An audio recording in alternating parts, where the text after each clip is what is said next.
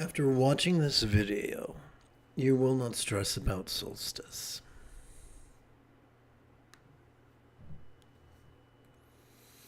Solstice is more than just a Bronx salute to Christofascism.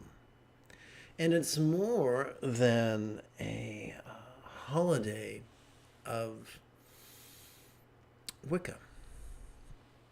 It's an astrological event marking the shortest day of the year, which means that the days will start getting longer. And a lot of people experience a type of anxiety that is, what's the word I'm thinking of? A parallel of the anxiety a lot of Westerners have over a New Year's Eve resolution.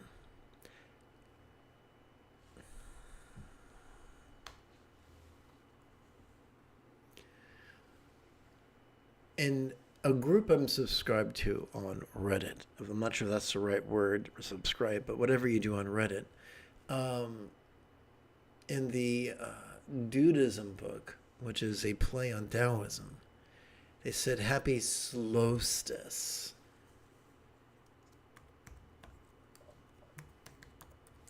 Which was a delightful play on words.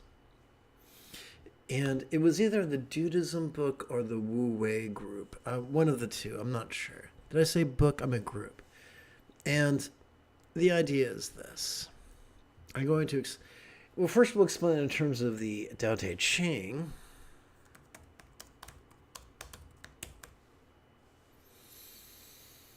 That we don't have to shove the mind into a particular state.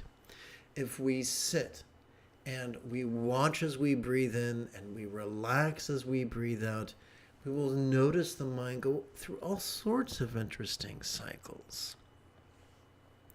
In terms of the Buddha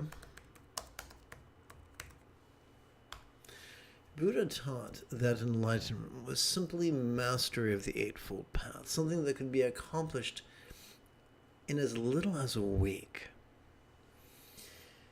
Neuroscience, well, actually, neuroscience teaches us of something that the ancients referred to as a Buddha nature. So I'd like to explore this a little deeper, so I'm going to turn to the page so I can get to some sweet visual aids.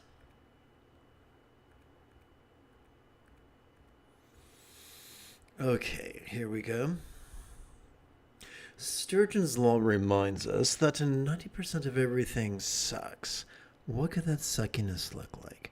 Let us look at this through the Tao Te Ching. In the Tao Te Ching, we learn that there is Yang's religious patriarchy, and Yin's spiritual matriarchy. And Yang can take Yin's flexibility and warp it into rigidity. It can take love and turn it into fear. It can take rationale and turn it into superstition. It can take the state of being laid back and pull it into being controlling. It can take the possibility of being egalitarian and warp it into being elitist. It can take the possibility of being lucid in our communication and instead reduce it to being cryptic. It can take the potential to be cooperative, the key to our oxytocin-oriented reward system, and reduce it to being competitive, our dopamine-oriented reward system. It can take the potential of kindness and transform it into that of cruelty. So I think most of us would agree that this is yucky. Our central nervous system is capable of great potentials, from the glorious to the grotesque. But when it comes to goal setting, when it comes to making something of ourselves, most people in most societies have been conditioned to be rigid, fearful, superstitious, and controlling. And no more is this, at no time is this more obvious than when we try to meditate. When we try to meditate, those who've been indoctrinated to be rigid and controlling strive to focus and analyze. Doing so relies upon our prefrontal cortex. And when I say rely, I mean exhausts our prefrontal cortex to the point of triggering our amygdala, which it functions as the seat of anxiety and aggression. Now, most people don't wake up and say, you know, what would really be useful now is mind-bending anxiety. And then I want to ruin all my relationships by being aggressive. Said no one ever. Most people, I think you would agree with me, that's probably why you're here tonight. Most of us would rather, if given a choice, we would rather be peaceful than anxious, and we would rather be loving than aggressive. And yet, when we take the path of making it happen, of being controlling, the indulgence, the activation, the triggering of our amygdala becomes an inevitability. But luckily, neither our prefrontal cortex nor our amygdala are the only two facets of our central nervous system. So allow me to introduce you to parts of our central nervous system that can reverse the damage that we have done to ourselves and that society has done to us. Every time we inhale, whether we know it or not, we are wired to access our sympathetic nervous system, which is ensconced within the middle third of our spinal cord. This bad boy has evolved to help us to notice in a very special way. Our sympathetic nervous system has evolved to help us to notice vulnerably, passively, viscerally, randomly, and fleetingly. And I'm sure you would agree, this is the opposite of being rigid and controlling. But what exactly have we evolved to notice? We have evolved to notice mind's antics, such as perception. We have evolved to notice sights, sounds, sensations, flavors, scents, and the like, including emotions, intentions, cognitions, recollections, and imaginings. Every time we silently and mentally recite the demonstrative pronoun this during our inhalation, momentarily we interrupt the pattern of competition between our cerebral cortex and our sympathetic nervous system, thus setting space for cooperation to return.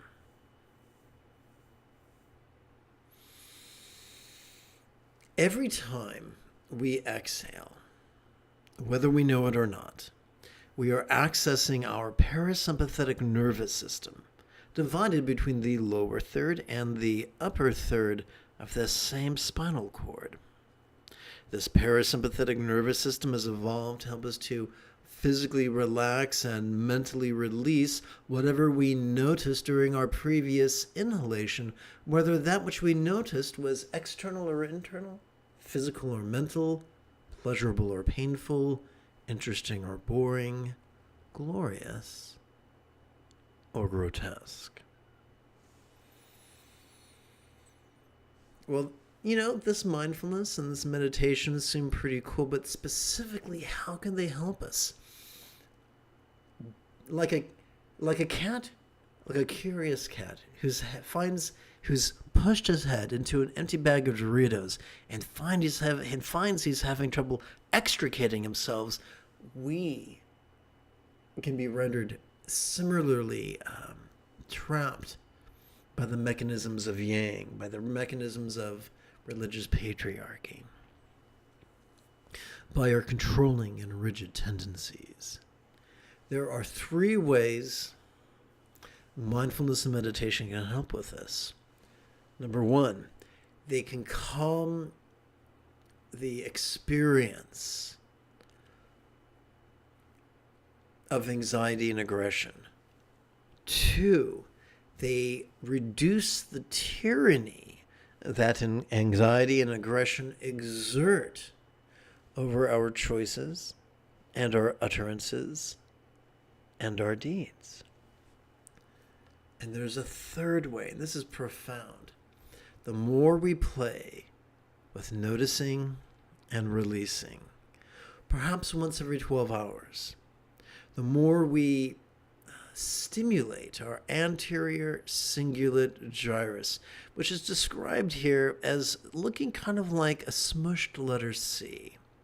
This bad boy has evolved to function as the hub of our mirror neurons, the seat of empathy, which in turn functions as the root of compassion and love.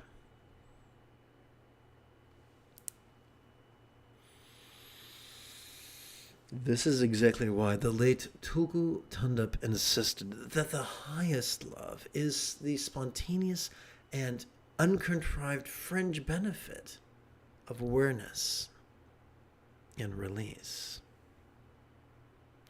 This is important. How important? It constitutes 50% of the Buddha's Eightfold Path. Now, there's a reasonable concern here that if we're so busy just passively noticing and letting go in a distinctly groovy way, that we'll be too laid back to realize or actualize our potential. So here's the great irony.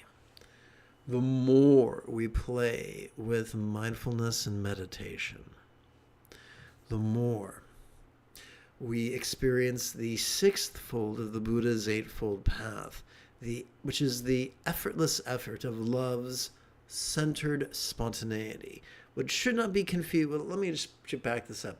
The more we experience that our choices and our utterances and our deeds flow from the effortless effort of love's centered spontaneity, which really should not be confused with the scattered spontaneity we might experience after chugging 3 consecutive energy drinks in like 10 minutes. This is completely different. This is the centered spontaneity that is the fringe benefit of mindfulness and meditation. This is the key to using our talents and our curiosities in a sustainable, centered, spontaneous, and genius manner. This is the key to doing the right thing in the right way at the right time effortlessly. This is how we ensure that this year is even better than last. Ironic, is it not?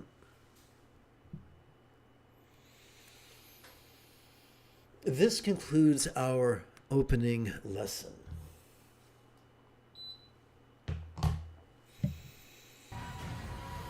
It is General Leia Organa Saturday evening. Let us meditate like a Jedi after approximately 30 seconds of housekeeping.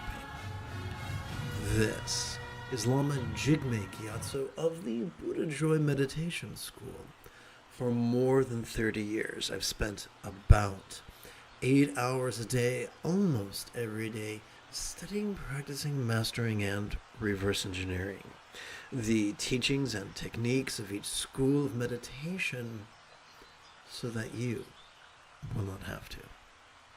Welcome, my friends, to Meditate Like a Jedi, which is made possible due to the generosity of viewers, just like you.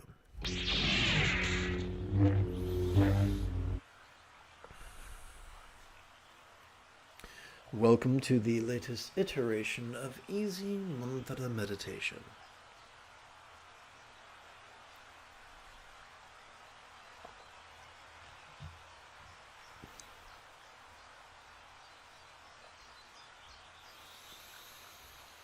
Please chant with me. Whatever comes, may all beings let it come. Whatever stays, may all beings let it stay.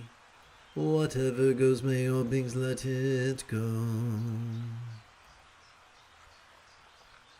Together, let us chant an explanation of the Benzaguru mantra.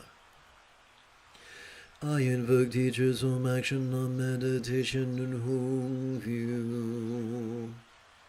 That the Benza Tantra Guru teaches pay my enlightenment and city abilities, who may be mastered by all.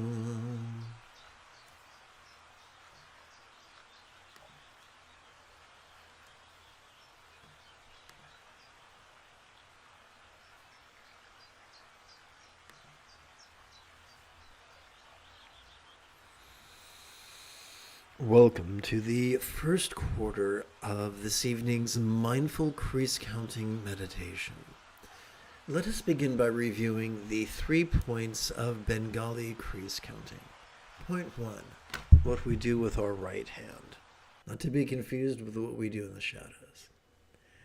Over the span of 12 inhalations, we could advance our right thumb in the following manner, beginning with our little finger. 1, 2, 3, 4, 5, 6, 7, 8, 9, 10, 11, 12. Multiply this by 8 sets on your left hand, and you've got 96 inhalations. So we come to now part 2, where we work with our left hand to count those 8 sets. 1, 2, 3, 4, 5, 6, 7, 8 sets of 12 inhalations each. Now we come to the final third of Bengali crease counting, where we work with both our hands together.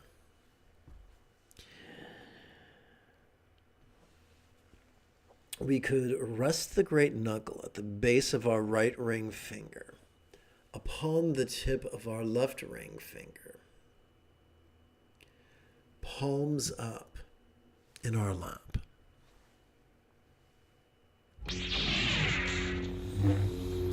Doing so could gently invite our real or imagined subtle energies to coalesce in the navel region of our mid-abdomen.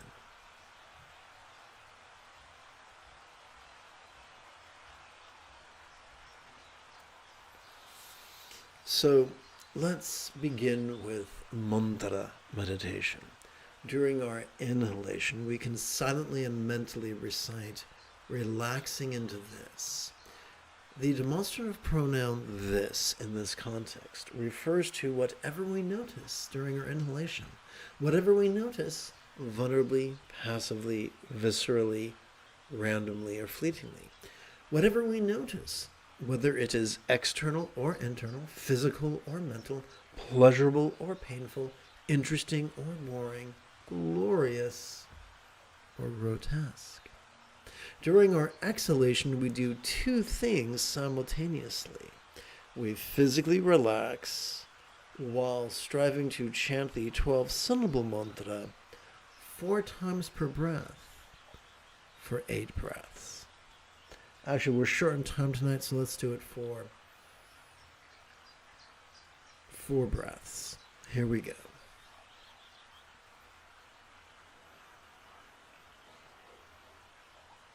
Om Ahum Guru Me Maziri Hun. Om Ahum Guru Me Maziri Hun. Om Ahum Guru Me Maziri Hun. Om Ahum Guru Me Maziri Hun.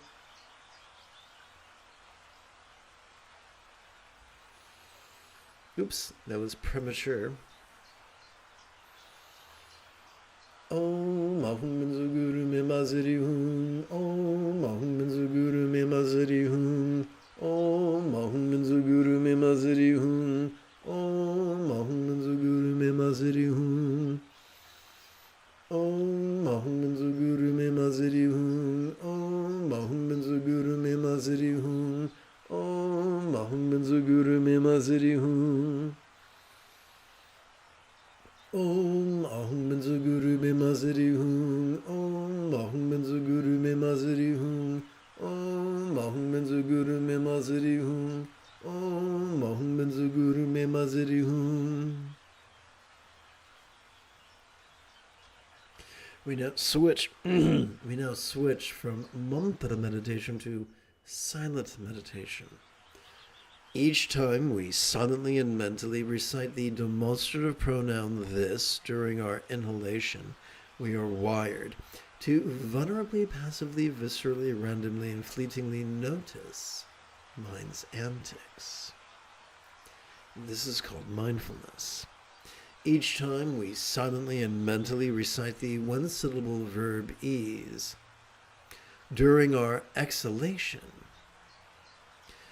we are wired to physically relax and mentally release whatever it is that we noticed during our previous inhalation. This is called meditation. Together, let us practice right now.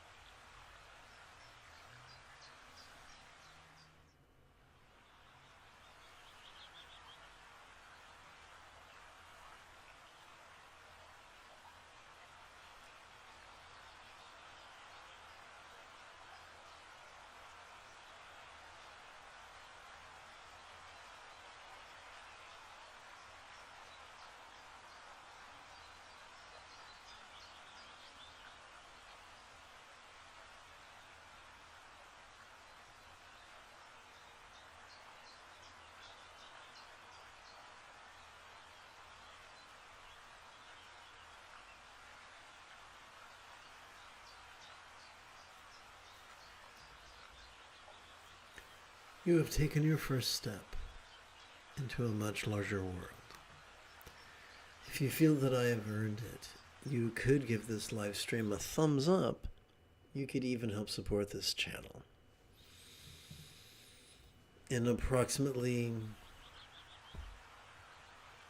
11 or so hours, I would very much like to return to lead tomorrow's morning meditation class and group practice. And if you are as geeky as me, may the Force be with you always.